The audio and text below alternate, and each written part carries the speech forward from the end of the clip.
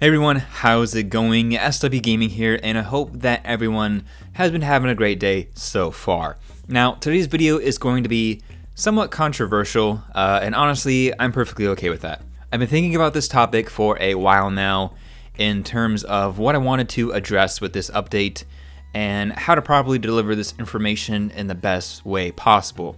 Today we're going to be talking about how LEGO is somewhat secretly tempting us to buy their products that will allow in-game features for the Skywalker Saga. It shouldn't be a surprise to anyone at this point that the Razor Crest set from The Mandalorian releases on September 1st and that it comes with an unlockable code which will allow players to utilize the Razor Crest in-game for the Skywalker Saga. Now, there's still no word on a potential Mandalorian DLC with playable characters, but we do know that this isn't the only set that will be featuring these unlockable codes.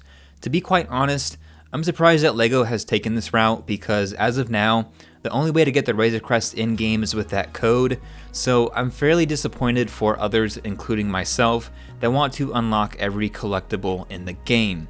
With the potential additions that this game might include, such as DLCs, characters, and/or vehicle packs, and now unlockable codes through LEGO sets, I'm really starting to worry that the total of all the expandable content that this game might offer will cost way more than the game's purchase price of $60 USD. Like I've been saying, there's always a chance for a deluxe version of this game, but that hasn't been confirmed yet, although it more than likely will be at a later date, and hopefully will be announced with the next official update for the game in summer of this year. Now, if we do get a deluxe version, I'm really hoping that it will include all of the DLCs and potential expandable content, but at the end of the day, that still leaves out the Razor Crest set. It's very possible that this code will be a standard one, which I'm really hoping that it will be, and that means that all players will be able to utilize the Razor Crest if the code is shared at least once, which it probably will be. But there's always still the possibility of individual codes. If that's the case, it means that you'll probably have to end up spending $130 to buy the set, or else trying to find one on eBay after the set is released, which still could cost you probably upwards of like $50 or $20. I'm not really sure what the market will be at that point. It has been confirmed though that this is going to be a continuous thing, according to an IGN article where they interviewed one of the game's designers. So this implies that other future LEGO Star Wars sets will include more unlockable codes, and we've even seen some more promotional materials for the game on the upcoming AT-AT set releasing August 1st. We still don't know of any other sets that will offer these codes, but I would assume that some of the other sets releasing on August 1st would include some of those unlockables. I also made a video about these summer sets last week, and I'll have the video linked at the end of this one. If we don't receive any more codes with the summer releases, it's very likely that we might not get any until early next year when the winter 2021 sets are released, which is more than a half a year away. Somewhat recently, I released a video talking about how the Skywalker Saga will not have any microtransactions, and honestly, I was quite surprised to find that this subject was even an actual article that was published, and was something that people even considered.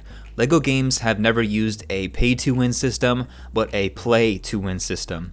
Now, EA and Battlefront 2 received a lot of criticism when the game was released back in 2017 because of these two reasons.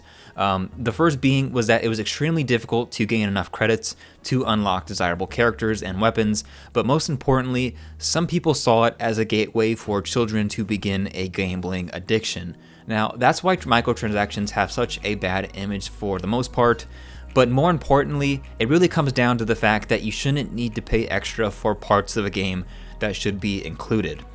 In recent years, the LEGO games have had DLCs and expansion packs, most notably with The Force Awakens from 2016, but they've never incorporated microtransactions to my knowledge in a LEGO game. So let's say that the Razor Crest is released, and each code is unique, meaning that it can only be redeemed once. Well, I can see a lot of people, including children, purchasing LEGO sets just to get the unlockable codes so that they can have everything within the game, and that's honestly a major problem. If every code is the same, then there's no problem, and the codes just become another enhancement feature of the Razor Crest set and an overall promotion of the Skywalker Saga. If the codes happen to be unique to each set, that's where I can see this whole situation kind of beginning to act like a form of microtransactions, and that's not okay, especially for a company such as LEGO. Until we get an update on the exact function of the codes, and if there will be any potential DLCs released later on, it's really hard to tell what we should expect from this. Either way, I wanted to discuss this topic early on and get the community's feedback on it. So, how do you personally feel about the codes in general, and do you see any potential problems with the way that LEGO has included this additional content? I'm really hoping that the game will offer some DLCs or expansion packs in the future, such as for Solo, Rogue One, and maybe even for Clone Wars, and I plan on doing some level speculation videos on those potential DLCs. Let me know your thoughts down below on this video and how LEGO might incorporate these codes into future sets and what sets you'd actually like to see these codes in. Personally, I'm kind of disappointed in this overall marketing tool. I understand it. I don't think it's really that fair if the codes especially are unique, but either way, this still gets us talking about the game. So that's going to be it for today's updates, so please be sure to subscribe to the channel to stay up to date on everything related to the Skywalker Saga. Also, consider checking out my level speculation videos every Saturday, where I break down each episode from the Star Wars universe and discuss what playable characters we could get and what each of the 5 levels may look like.